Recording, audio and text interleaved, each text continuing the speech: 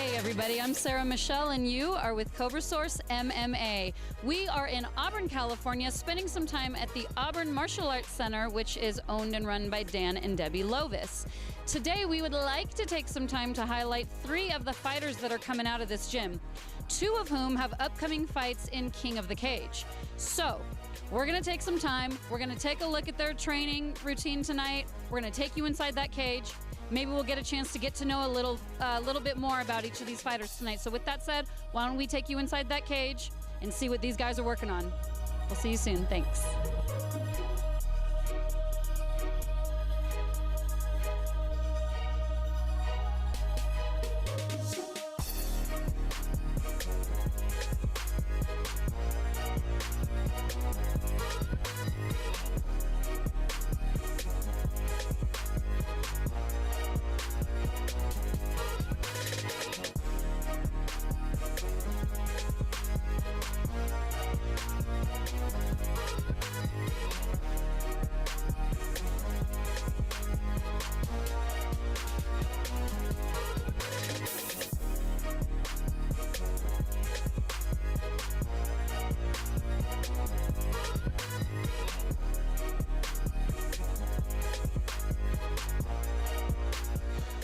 Hi, so as promised, we are bringing you right inside the cage. Now, I just want to briefly introduce you to 4 of the fighters that we are going to be spending some time with tonight. We have got Joe Lucas and Manny Guzman, which are the 2 fighters fighting in King of the Cage on April 13th. Also, we're going to be spending some time with Hussein Rassouli and Jordan Beavers. So they're all in that cage behind me right now, working hard, as you can see. Now, we are going to find out exactly what they're working on, and I've got Mr. Dan Lovas, owner and operator of this gym here tonight. So, sir, can you let us know what you're working on with these guys tonight? Well, right now we have Steve Lorenzo, our wrestling coach, MMA coach here. He's working on their wrestling skill sets, you know, really tight quarters type stuff. Steve has a very unique skill set. He can make an average person a great wrestler in just a couple years. So that's what he's doing. He's getting these guys ready, increasing their skill sets, doing what he does. Later on, I'm going to be working on the 4 zone. We call them in zones, like a little bit farther distance. Like this right here, we'd be in the pocket or the 1 zone. Then we have the 2 zone, 3 zone, the 4 zone. I like to work on the 4 zone and the 3 zone and implore their kicking skill sets. And I also work on the ground with their jiu-jitsu. But today I'll be working on their 3 and 4 positions. So we're going to be working some leg kicks. All right, excellent. Looking forward to seeing that. Now, talk a little bit about what you see out of these guys on a regular basis in here each night. I know you were telling me they're all in here working really hard, so. Yeah, most of these guys drive an hour to get here, some of them even farther, so we're really blessed to get them here as much as we get them. Some of them are here 5 days a week. They might put in 3-4 hours a day when they're here. And, what I see alpha males with lots of heart. So, we have stuff that goes along with that. They're not dentists, they're not doctors, they're not lawyers, they're fighters. So we have life that goes on every day. We have their training, and sometimes we have little flare-ups and stuff like that, like a big family of brothers. So it's a fun experience. It's never dull here, and we're constantly working on fighting skills as well as relationships, I guess. Hey, so I have Hussein Rassouli here with me. We're going to take a couple minutes to get to know him a little bit better. So thank you for taking some time to talk with me. I know you're super tired. Yeah, I am. Training was a little tough. All right, so let's get a little bit of background on you. I know that you have not always lived here, so can you start with that? Where are you from? Born in Kabul and raised in Kabul. Lived in my whole 14 years in Kabul. From there, came here, and took us a while to get here, but. Well, let's talk about that for a little bit. So start with, first of all, why you came here, and then that process, why it took a while and why it was a little difficult to come over here to the States. Because we had to get the immigration paperwork filled up, and it takes time. We moved because of the war, the Taliban, most of you guys aware of it and stuff. But we have to wait for paperwork to get done and stuff, so it took a while. All right, so I'm imagining that that was a bit of a surprise that you were going to be moving to the United States as a 14-year-old boy in Kabul, Afghanistan. Talk a little bit about where you saw yourself at this age before the war started and knowing that you'd have to move here. What did you think you'd be doing right now? I have no clue. I mean, I was born, farming, the whole time was in a farm. There was no sports, everything was just strict.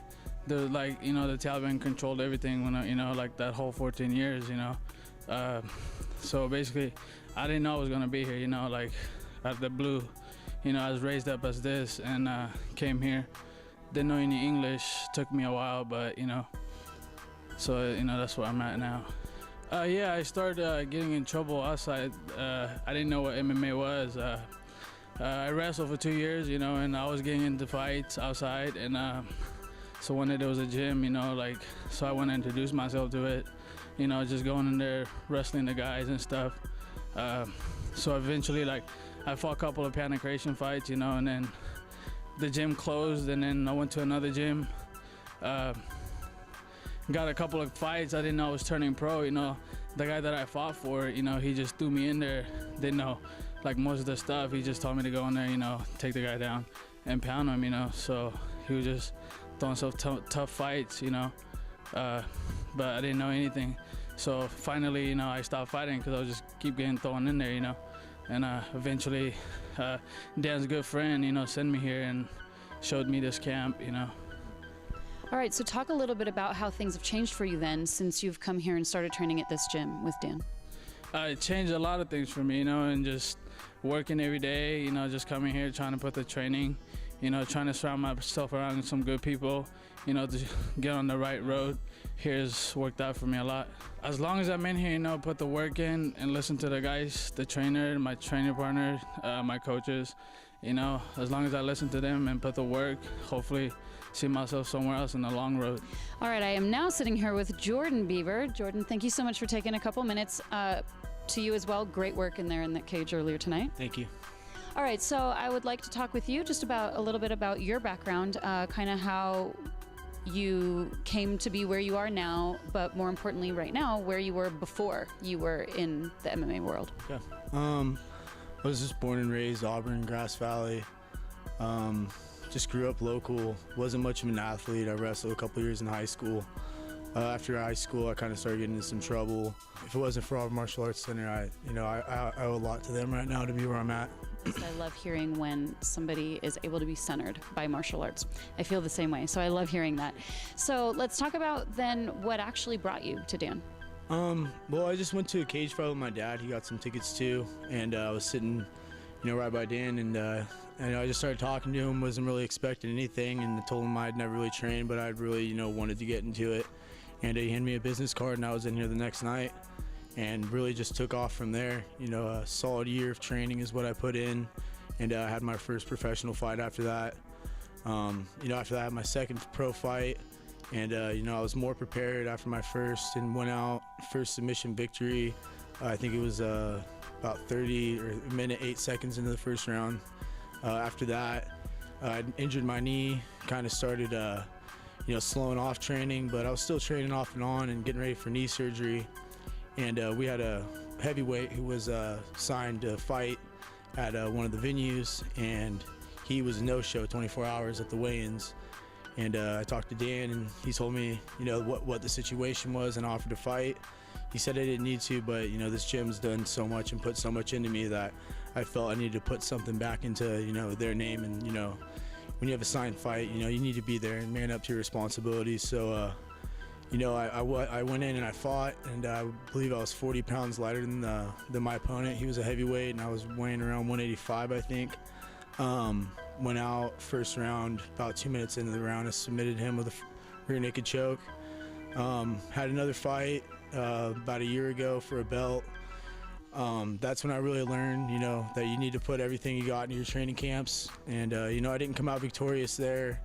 Kind of battled some demons since then, but, back on track now. I'm really looking forward to the future. Right. So if you can, just kind of recount for us with the fights that you've won, how you've won each of them.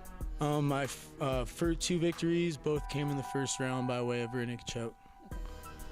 And you've had how many fights total so far? 4 professional fights total. All right, great. So then I'm going to ask you the same question I ask others. Where is it that you want to see your fighting go? I'm not gonna lie, I want to be on the biggest venue in the world. I want to be on the, UFC, where I feel I could perform, and perform with the best of them. I have got Joe Lucas with me. Joe, thank you for taking a couple minutes. Yeah, you're welcome. All right, so I would like to talk with you a little bit about your background. I hear you've done 3 tours of duty, so can you talk a little bit about that? Yes, I did 2 tours to Iraq and 1 to Afghanistan back in 2007, 2008, 2009, while I was in 3rd Ranger Battalion in Fort Benning, Georgia. I did that. I was in the military for 4.5 years and then got out and moved back to California. All right, and let's even go back a little bit further, talk a little bit about just life before you went into the military. It was pretty normal. I went to school in Sacramento, moved up to Folsom for high school, started at the wrestling program there, went year-round. It was pretty much the only sport I enjoyed doing at the time, and graduated high school and joined the military. All right, so then 4.5 years in the military. You started training once you got out and were done, right? I started officially training MMA once I got out, yes. Okay, so talk a little bit about what that's meant to you and for you since you've been out. You now have entered into this world. Can you talk a little bit about that? Well, growing up and wrestling and then going in the military and being a ranger and then getting out, and I needed something to do and something active and something I knew I'd be good at. So I decided to start fighting, and it's been great. All right, wonderful. So, and I love that you approached this thinking this is something I can be good at. Talk about what brought you to this school, how long you've been here, and kind of what you've been working on since then. Actually, Dan and Steve, they found me and they gave me an invitation to come up here, and I came up, and I really like this place. It's quite a ways from where I live. I live about an hour away, so I drive up 4 or 5 days a week and train up here. Is the only place I like going so far. So that is quite a drive. So talk about why you come so far to train here when you probably pass countless places on your way. I know that Dan is a great coach, and he's got me a long way with my striking and my kicking. And Steve is a great wrestling coach to help continue my wrestling program and my skills with that. So I think combined, it's a great combination for me. Very well said. All right, great. Now, I know that you have a fight coming up. You're going to be fighting King of the Cage on April 13th. So talk a little bit about what the fight that's coming up for you. Got a fight April 13th against Ryan Williams. I kind of just got the fight a couple weeks ago. I'm really excited about it. I haven't fought in a while, and I don't know, stoked. All right. And then can you just talk also then about this transition? I know you said when you were in the military, you fought there. What's that transition like going into kind of now this style of fighting? I think I had more pressure on me when I did my Army fight. I was the new guy, and I kind of raised my hand and said, I'm going to do it. And I made it to the finals against all the Rangers in the U.S. at the time. And I got an 11-second knockout. But I had all these people there that were really scary to me at the time. So it was really nice to pull through. So now it's a lot easier to feel like I've had more pressure on me in the past than I do now. All right, great. Yeah, coming out of something like that, knowing you could handle that probably helps you a lot going into the cage now, right? Oh, yeah, for sure. Joe, I also want to talk with you about your professional fighting career. So let's start with how many fights you've had and how many of those you've won. I have 4 fights and I have 4 wins. All right, excellent. So you've got this 4-0 record. Can you talk with us a little bit about how each of those have ended and how long it's taken for those to end? I've ended 3 fights by tap out and 1 for a TKO. And I think my longest fight went into the 2nd round for like a minute. Okay, so you definitely like to finish things off quickly. Yes. I am sitting here now with Manny Guzman, so I am going to take a couple minutes to get to know him a little bit better. Manny, thank you for taking some time with me. I know you worked hard and got real tired tonight. Yeah, I did. That's good, though. Getting tired in here is where you want it to happen, right? Not in the cage. Yeah, that's what you want to do. All right, so let's talk a little bit about where you were before you started fighting. Well,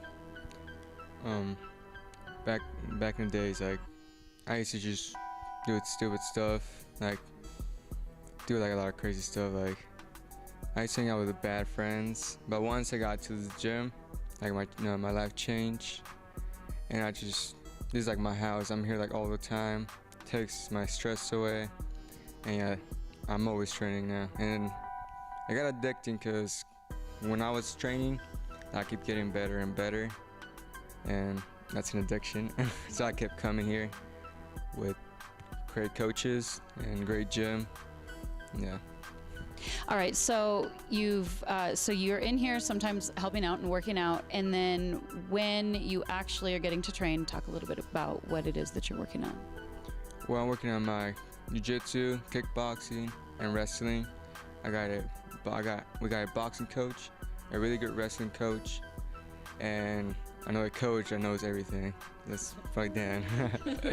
But yeah, they've been teaching me a lot. I'm happy. Good. That's so wonderful to hear. Now, you have a fight coming up April 13th as well for King of the Cage. So can you talk about your upcoming fight? I'm actually excited, but I know as the fight's coming, I'll probably be a little nervous, but it's normal. I'm actually really excited. I'm glad to hear you're excited because this is your very first amateur fight, right? Yep. I've been waiting for 3 years till this fight coming up. All right. So then talk, if you can, about what that means to you. 3 years is a long time to be keeping your eye on a certain goal, right? And working so hard for it.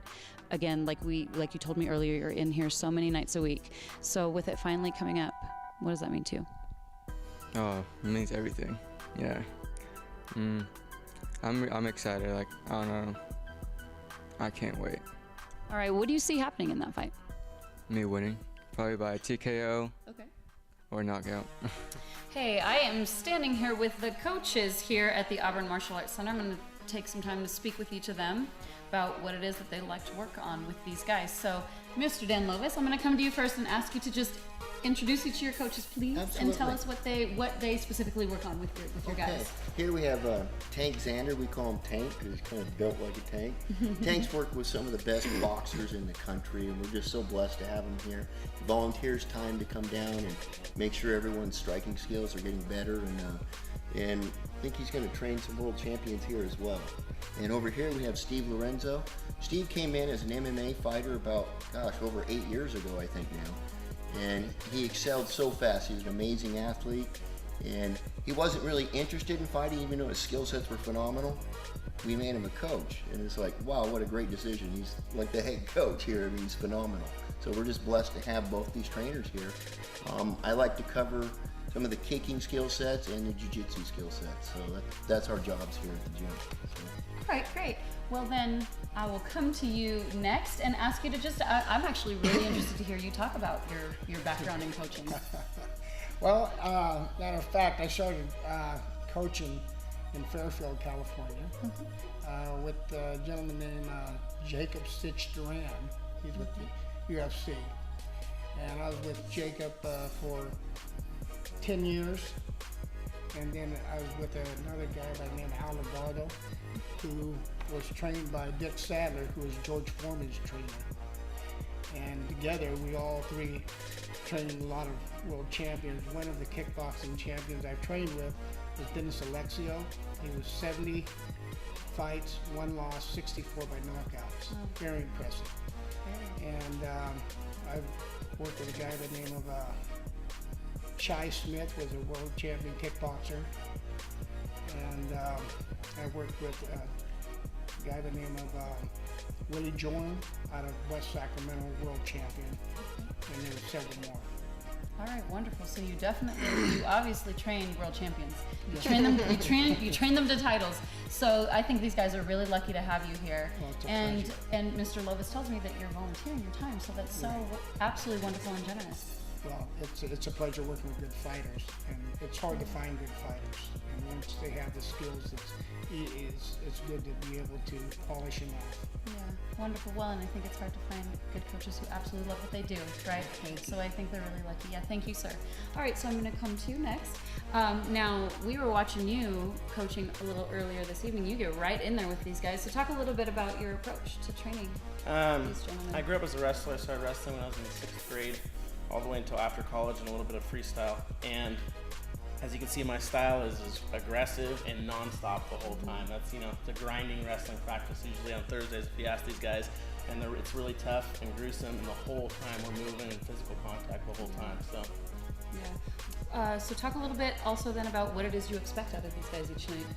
110%. Okay. Nothing less. Okay. And I mean they start getting worn out, and you're not letting them stop. Push them until 8:30. We start at 7 and we go to 8:30, and I want 100% the whole time. All right, wonderful. And you know what? That's excellent that you guys work on that here, because then they can go into the cage with that. Yeah. All right, well, thank you for sharing that. And Mr. Lovas, I'm going to come to you last and ask you to just wrap that up. So we have heard a little bit from you about, how you like to work with your guys. If you can just elaborate on that a little bit more, and specifically the kicking that you were talking about. Sure. I've been a kicker a long time. I'm a 7th degree black belt in Taekwondo, and I've fought for many years, and so I favor kicking. Nothing feels as good as knocking someone out with a head kick. I mean, I love that. However, I did start jiu-jitsu in 1972, so I have those skill sets. So I like to find fighters that could be good kickers or be good on the ground with jiu-jitsu, so that I can offer them what I'm good at. I'm the first one to say I'm not a very good boxer, so I need people like Tank here. I'm not as young as I used to be. I need Steve in here grinding these people out with his, great skill sets. So together, I think we have a really winning coaching team here. And these phenomenal athletes that we have here makes our job easy. It makes us look good because they're such good athletes, such good students who just train and put their heart into it. Yeah. So, I think all of us love coming in here to work, and these guys love coming in to work out, so it makes it a really, fun place to be. Makes it a place that, they can call home and grow here, and so I think what we have as this unique team here, we can take a fighter and not try to make them something they're not. If it's a zebra, we're not going to try to put spots on. We look at each fighter and we look at what their strongest skill sets are, and we try to make those better. And we look at their weakest skills, and we try to make those so they're not as weak, but we're not going to try to make them something they're not. Right. We're going to find, capitalize on their strengths. That's it. Yeah. And that's what we do here, and I think that's our little niche. And we're all really close to all our fighters. We really care about them, and they care about us. So it makes our job easy. Cobra-Source MMA!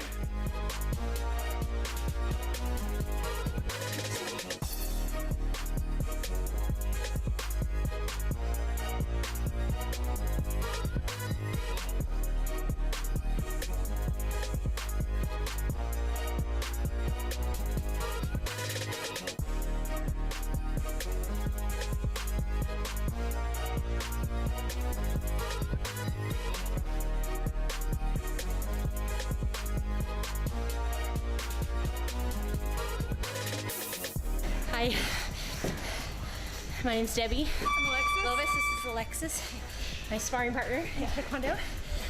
We're training, get ready for the next Taekwondo tournament coming up in April. So we've been training for a long time. Alexis started when she was 4 or 5. 8 years old. Yeah, still a long time. Yeah, she's doing really good with that. Yeah. Getting ready to compete for a national title in Taekwondo. Me too. Yeah. Possibly. Yeah. I started back in the 80s with the Robinsons, with Grandmaster Clint Robinson. Got my black belt in 87. So focusing more on Taekwondo plus other martial arts like MMA and kickboxing.